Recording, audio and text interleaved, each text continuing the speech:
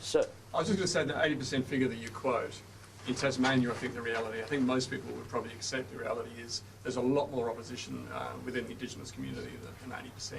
Would you concede that point? I state very clearly that overwhelmingly Indigenous Australians support a yes vote. In Tasmania? Overwhelmingly, Indigenous Australians support a yes vote. And unless you've gone around and surveyed every citizen who's Indigenous in Tasmania, then you can comment on that.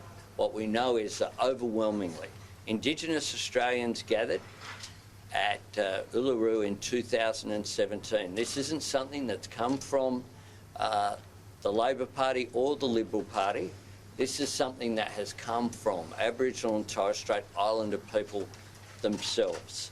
This is a gracious request by Indigenous Australians to walk with them, as the Uluru Statement speaks about, to overcome, as the Uluru Statement speaks about, the torment of powerlessness. And if we do the same thing, we should expect the same outcomes. We have an 8-year life expectancy gap. A young Indigenous male is more likely to go to jail than to go to university. A young Indigenous woman is more likely to die in childbirth than a non-Indigenous woman. We have gaps in health and education and housing. We need to do something different and to do something better. This is an opportunity. This is a request from Indigenous Australians for Australians to walk with them to a better future, as the conclusion of the Uluru Statement says. Now, people will come to their own conclusions, but what I would say to people, and some people from different perspectives, you would acknowledge. Some people say it doesn't go far enough, is what some of the perspective is. They say this isn't enough, because it is a modest request. It isn't about special places in Parliament. It retains completely the primacy of the Parliament to make decisions, Parliament and government.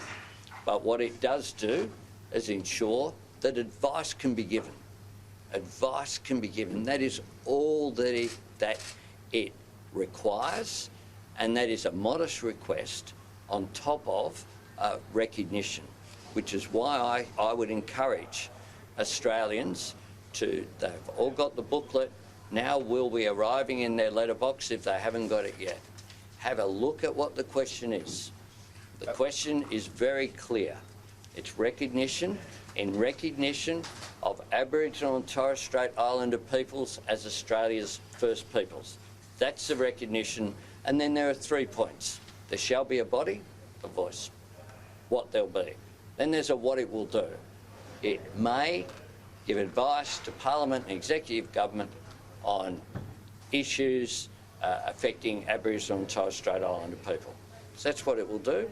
And the third is the primacy of the Parliament. The Parliament shall legislate for the functions, powers, composition, etc. of the voice.